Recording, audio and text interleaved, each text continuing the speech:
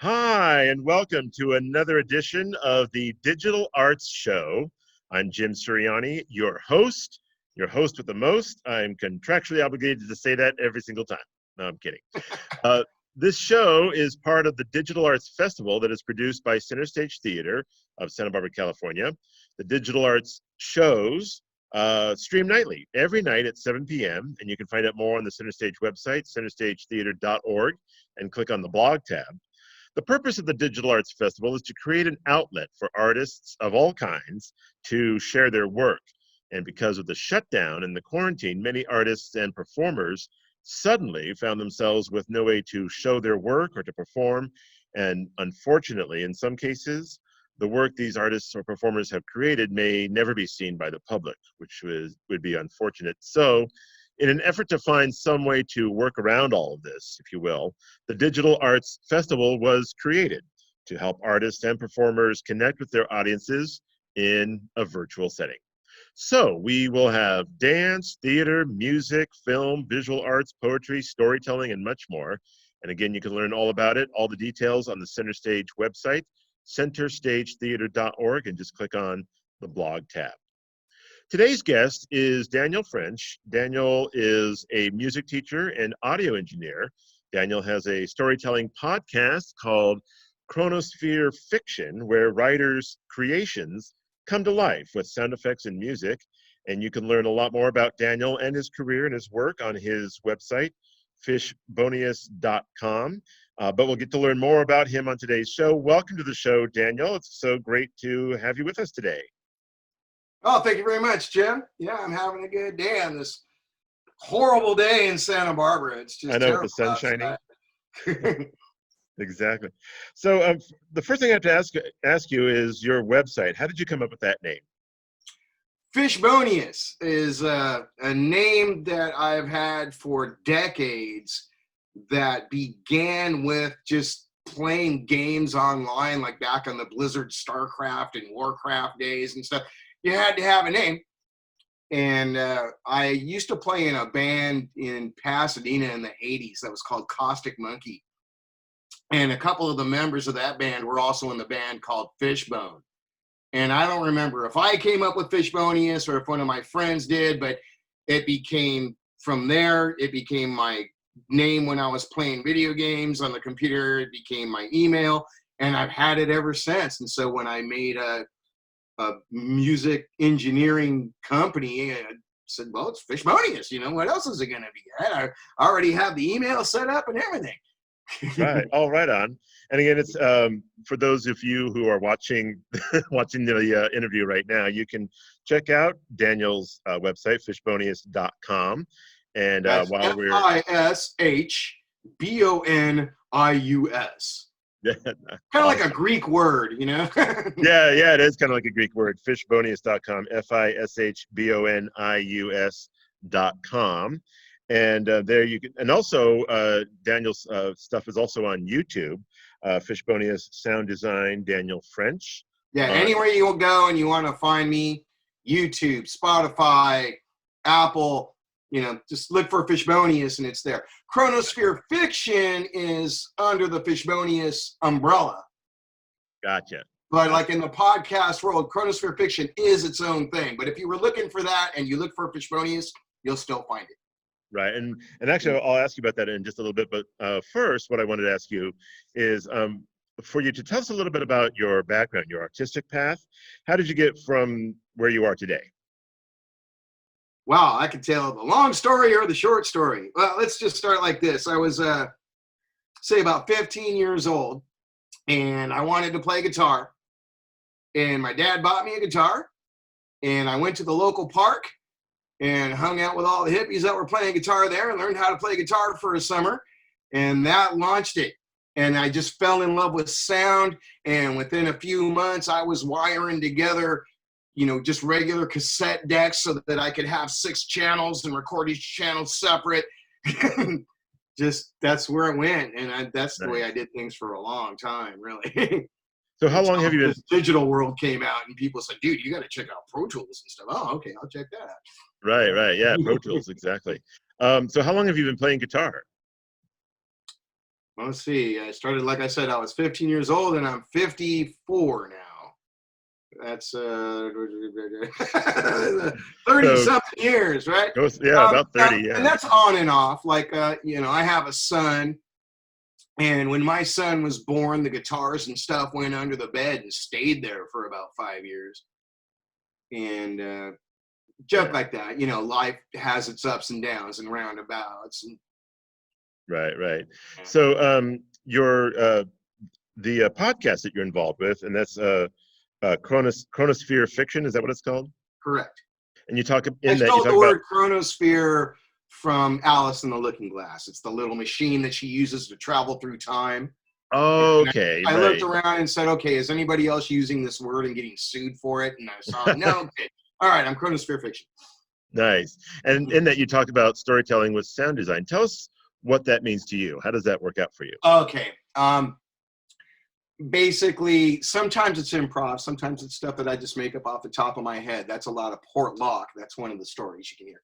But I'll get a script either that I wrote or that one of my friends has written, and we'll go through it and see, like, okay, how do we make this sound even better for an audio performance as opposed to reading it?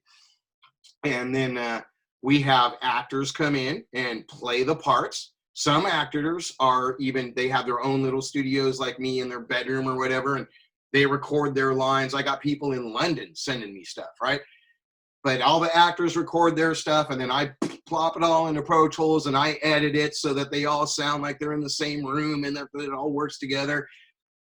And then anywhere where there should be sounds, then I start putting in sound effects and I add the sounds. And then anywhere where there should be music, it's usually me in this room setting Creating up the a MIDI keyboard and microphones in front of guitars.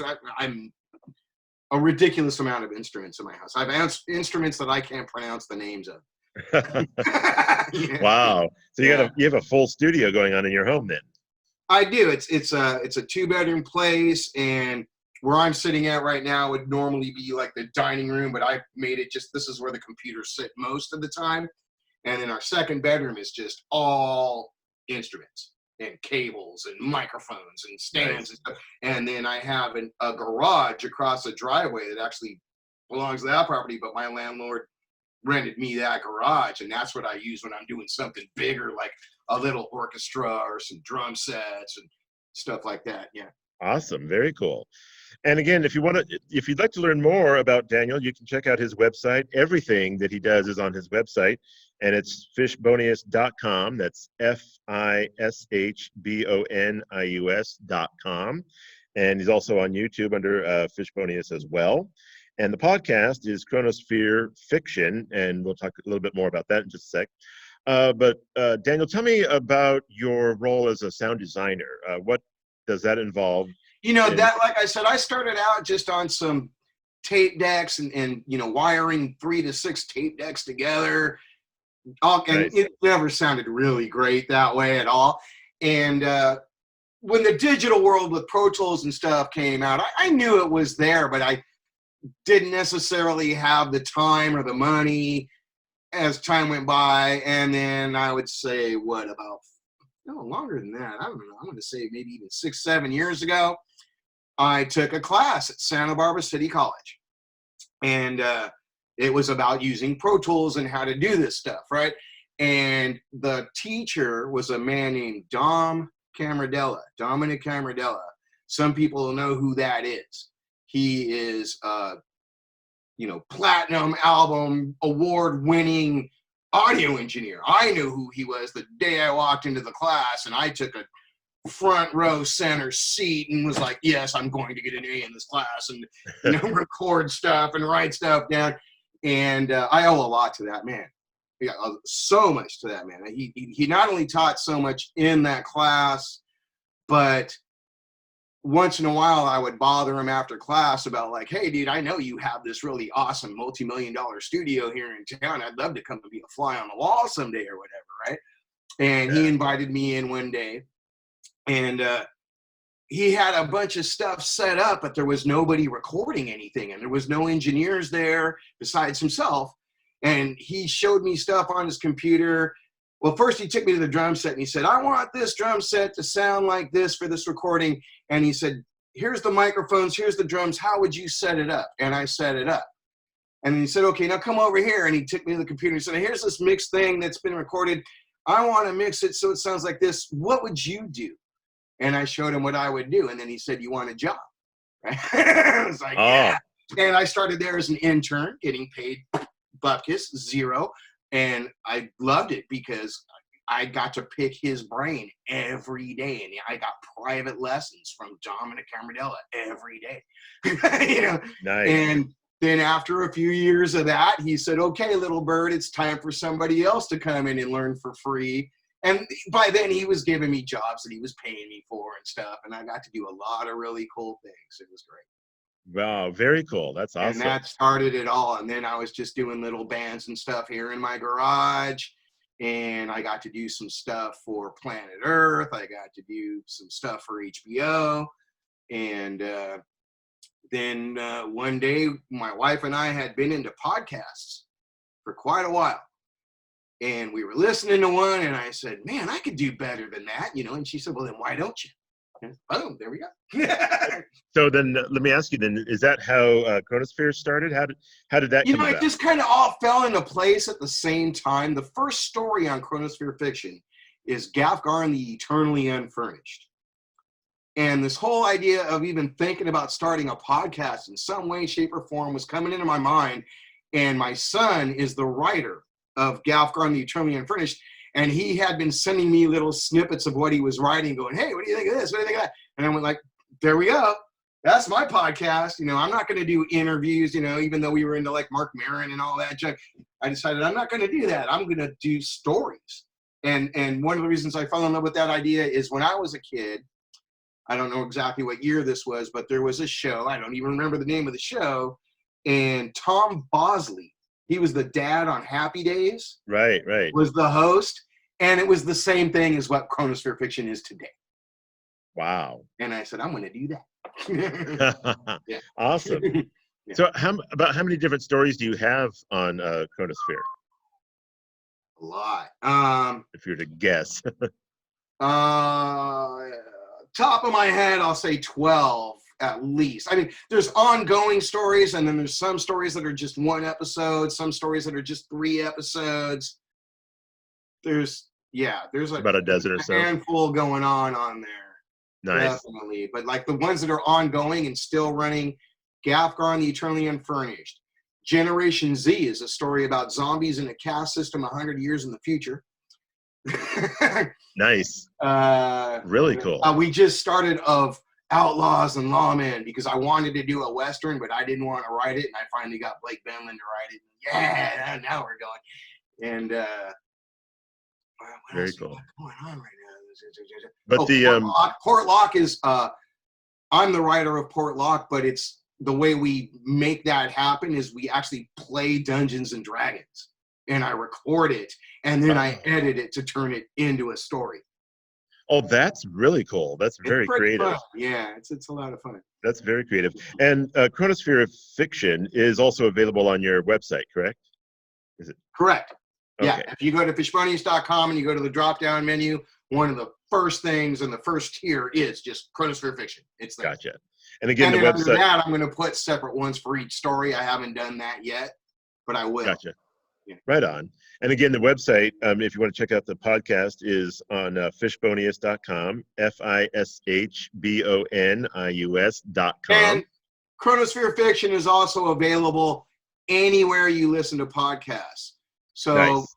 Chronosphere is CHRONO sphere, right? If you start to look up Chronosphere, and you might need the word fiction, but it's everywhere. It's Spotify, it's YouTube, it's Apple Podcasts, Google Play, Stitcher, anywhere where you can listen to a podcast, it's there. Awesome. Very good. And again, it's Chronosphere. Sure there's something out there where it's not, but yeah, pretty much. Right. And it's Chronosphere Fiction is the podcast, CHRONOSPHERE, Fiction, and that's available wherever podcasts are available for you. So Daniel, let me ask you this then. How have you been impacted by the COVID-19 crisis, or have you? I took a a little financial hit first and an emotional loop, right? Right. Just because part of my just normal income that I make sure that I have a regular thing is I teach music at a private preschool Monday through Thursday in the mornings. I used to be a full-time preschool teacher. And when I started my own studio, I quit the preschool teacher gig. And within a few months, my wife noticed, she said, you miss your kids. And she was right. So I was like, okay, well, if I can find a setup, and I went back to the same school where I had just been at, and the boss there was so cool. She just said, yeah, you want to do, 12 hours a week? All right, here you go. Right. So I got that back. What was the question? Well, how has the how's it? Yeah. Okay. So anyway, yeah. So I got that, and that was like, I can rely on that to pay the basic bills, regardless of what, because the studio thing goes up and down. Sometimes I'll have 3 months where I'm super busy and I make a bunch of money, but I make sure to put that money away because I might have 5 months where nothing's going on, right? Right. And so yeah, the school had to close in March, and Right. I was a little worried about that at first, especially since as a teacher and a music teacher, I am a independent contractor. I don't have a W-2. I work on a 1099 in the tax world, and that meant no unemployment for Daniel, right? Right. But like I said, I all of a sudden I had parents calling me for FaceTime guitar lessons. I had bands giving me business, so I didn't really get hurt. I was actually busier. So Wow. Well, that's good. yeah, I've been having a problem keeping up and that's another way that COVID has affected me, is I'm not used to just being home to do stuff all the time. And so you get a little lax and you tend to lay around on the couch more. Yeah. Yeah. And you have to kind of whip yourself into shape. No, boy, get up, do something, But, Exactly. So it's like, and I found a good way to fix that in case any of you other creatives are out there wondering how to do it. Even if you don't have a whole lot to do, get up in the morning, put on a pair of shoes, and go outside and do some gardening, walk around block, whatever. So you feel like you got up for a reason and you did something. And then now you're in the mode. Now you're going, Yeah. And, yeah. I think that's the biggest thing with this whole thing for everybody. I know I kind of feel like I was in the same position as you. It's like you lay around on the couch all day wondering what to do. And then at some point you just kind of snap to it and you kind of go, okay, I got to get up. I started falling into that trap where I would go on Facebook and go like, I'll do a little promoting on Facebook and Instagram and Twitter and whatnot. And then the next thing I know, I look at the clock and it's like, I've been laying here for 3.5 hours doing a lot of goofing off. It's like, no, this has got to stop. So now I allow myself a certain amount of goofing off because, we're in a weird mental place too right now. And Right. I'm very fortunate compared to many because my wife and I, we've had time to just like do stuff together that You we normally wanted to do in the back of our minds for, we've been doing videos of her playing music on YouTube and Facebook. Right. And like, it's been great. It's been pretty cool. Yeah. Well, that's good. You've been able to get through it okay without too many problems then. That sounds good. Yeah. Right on. You find ways that the neighbors irritate you, and you got to find a way to spin that, make it positive. And turn it around. My neighbors got a chicken, and the chicken's out there tearing up my garden, killing plants that I paid money for. But now that chicken's one of my best friends right now. We talk all the time. Right on. You mean the chicken's not for dinner yet? Not yet. Not yet, but ask my cat about that. Yeah. Oh, right. So let me also ask you, what do you think the long-term impact of this crisis will be, especially on your creative process? How do you think that will go? It hurts me in the respect that it's harder for me to get my people together. Okay. Chronosphere Fiction is not a one-man operation at all, right? There's my son who he lives in Hawaii. We do everything over text and email and everything anyway. So that's not too bad. But other writers and actors and stuff, they're all local, and we had grown to take it for granted that we got to see each other and direct each other in the same room, and that's not happening as much right now. As a matter of fact, like of Outlaws and Lawmen, the first chapter came out, and the second chapter was going to drop right behind it, and we haven't even edited the script. We haven't even looked at it, for the same reason, because we're used to sitting in the same room and shooting it out, right? So now I got to pull out the whip and text people and bother them, and they can ignore me if they want, right? Yeah, you can't do anything when it's just all on a Zoom meeting or whatever. Yeah. Right. I haven't gone to that level yet, but we're going to, because Port Lock, the Dungeons and Dragons one, there's at least one member of that was like, yeah, I want to stay separate and whatnot. And we said, okay, well, let's try this on Zoom. We're going to try it. Cool. And where that's going to hurt me creatively is I have a certain level that I expect of my own sound quality. And not so much with Port Lock, but with the other stories. If you listen to some podcasts and you listen to mine, you will notice a difference. I think I pat myself on the back. Chronosphere Fiction sounds good. Sounds really good. And if everybody's doing it on Zoom, I don't get to use the microphones and the microphone amps and everything that I want for that person. And so I just got to rely on whatever they get, and I got to make it sound better after they send it to me. And that sometimes will keep me from even looking at it. Yeah. It's like, oh, it's ominous. It's a thing. It's a cloud over my head. Oh no. No, I gotta. Yeah, we'll make it work. We'll make it work. Yeah. And so if we have a few episodes that don't sound as good, everybody out there knows why, right? It's like, right. Well, COVID came. Oh, all right. Exactly. Yeah, you could at least blame it on COVID. Right. I have faith. We'll pull it off. I haven't recently found them, especially for other recording engineers out there.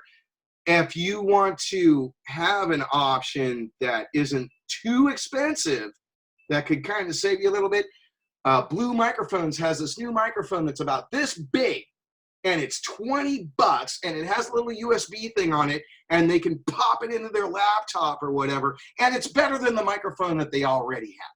It's better than what you're getting from me right now. Yeah, Blue is a good product. I've heard from a lot of people. And they have they use Blue, yeah. Right, they have the USB mic called the Yeti.